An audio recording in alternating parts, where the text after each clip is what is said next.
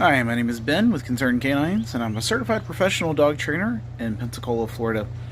And if you are a native of Florida or anywhere in the southeast or the east right now in North America, you're noticing it's a little hot outside. I mean, here we are already in the mid-low 90s. Actually, I think it might actually be in the high 90s today, with a heat index that's going to push it up over 100 and a very high humidity. This is great for reptiles if you have pet reptiles like we do. We have two tortoises that are indoor-outdoor tortoises, but this is horrible for dogs. So today's video is going to be working on getting your dogs used to some warm weather gear to help keep them cool. Now, one of them is going to be a collapsible water bowl. And you're going, now, hey Ben, look, my dog knows how to use a water bowl. That's great. I know a lot of dogs who don't. And including my border collie is actually a little hesitant about using the water bowl. But as the summer gets warmer, we're going to revisit using the water bowl again.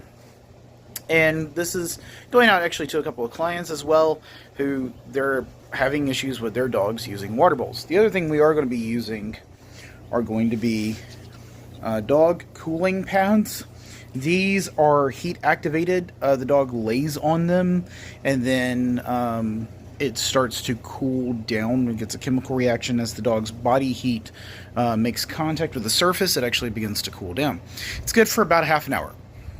We have a couple of these. These were lifesavers during Hurricane Sally for both of our dogs. That first night after Sally, it was nice and cool. The next couple of nights after that, it was very hot and humid and really miserable because we had no power at all. And this is really a lifesaver for our dogs. So we're going to start with the water bowl and we're going to move on to the mat. Now, a couple things about the mat. It's a different type of texture. You can see it's this kind of plasticky kind of texture. Some dogs don't like feeling new textures, so we're going to try with the mat, but we're going to start with the water bowl and go from there. I'm not going to be talking a whole lot in these videos. I will give a little recap at the end, though. Now for the water bowl exercise, again, I'm using just a collapsible water bowl. It helps use a color that your dog can see very well, which is going to be blue or yellow.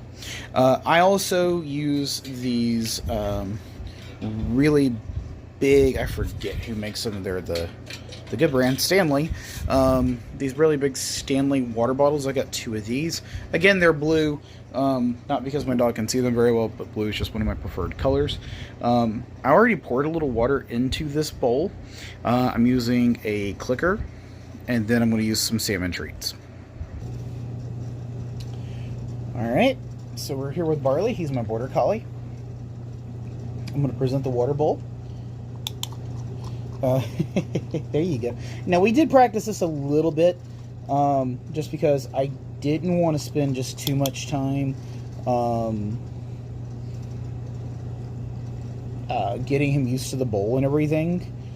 This is something that is kind of newer to him. He's only intuitively used the bowls a couple of times. I don't really love that glare. Let's see if we can move it a little. That might be a little bit better. Oh, hang on.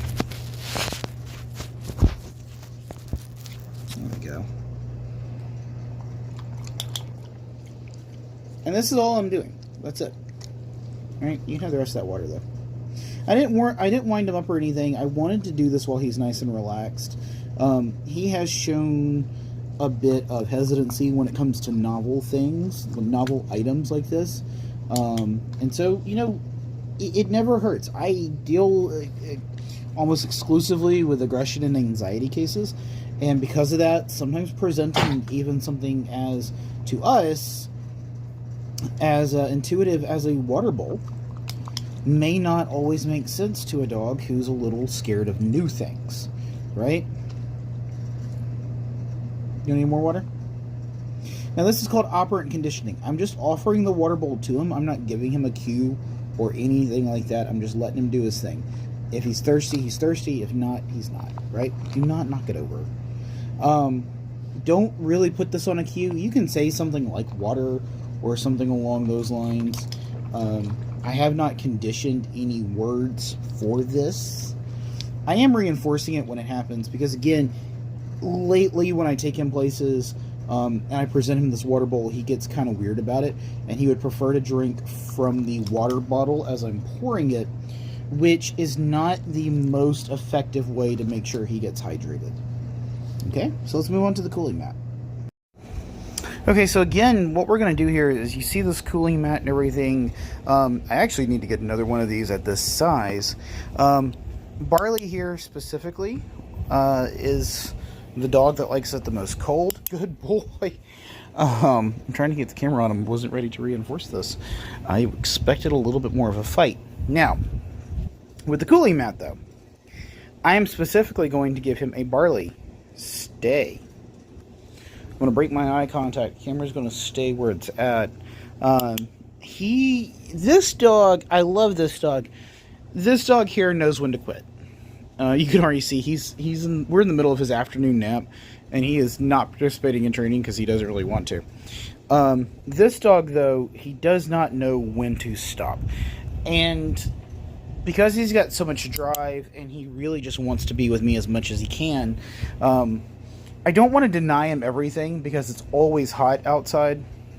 I mean, it's always hot outside. But I definitely want to give him somewhere cool to go, whether that's outside or immediately inside, or keeping this in my car in like my back seat or something. You'll notice I have not broken my stay. I've not had to re-cue it again. We have been working on a 1 hour down stay with Sue Alexander. Barley is averaging very well into the 20 minutes, which for this is ideal because this cooling pad works for about half an hour, right? So I'm just kind of chilling out here. It looks like we got some storm clouds coming in. But I want my dog to stay in contact with that, and he's doing very well here. I'm very proud of him. He's a very good dog.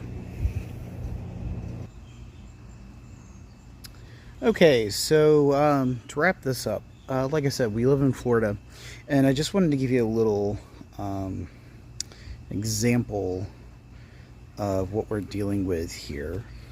So I borrowed this digital thermometer from my snake's enclosure for just a second. It says 91.2. I'm sitting kind of in the shade here in my backyard here in the panhandle of Florida. Let's step over here for just a second into the sun and see what it does as I continue to talk about this. So it is hard for humans to cool off, but we're built a little bit better for cooling off than dogs are. We vent heat from the top of our heads all the way down to the bottom of our feet. We are covered in thin hair. You notice I got a haircut, even trimmed the beard up. Dogs only vent heat through their mouths and through their paw pads. They vent heat very slowly through their bodies. And that is something to take into consideration when you're living in a hot environment, whether you're taking your dog for a walk or even just out into the backyard. Now, I am here in my backyard. I've been standing in the sun for about like a minute and a half, and the thermometer says 97. It's rising. Now we're at 98. It's rising so much that the thermometer is actually having a problem keeping track of it. So it's 98.8 degrees here in the sun, directly in the sunlight, up to 99. Just see 99, right? 99.3. It's still going up, even though we've moved into the shade. We can cool off more efficiently than our dogs can. Our dogs need help cooling off.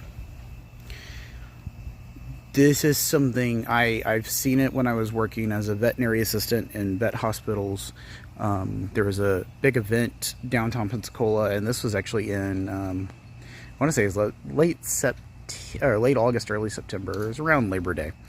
It was so hot that we had 4 dogs come in with heat stroke or heat exhaustion, and we were running out of ways to cool dogs down, right? This is something to take seriously, and your dog needs to know how to use the gear to help keep your dog cool. Make sure they know how to drink out of their water bowl. Make sure you have a cooling pad. And then talk to your vet about other ways you can cool your dog down in an emergency. If you think your dog is overheating, call your vet immediately. Alright guys, well, I would like to say it's been fun, but I miss fall. Yeah. Alright, I'll see you next time.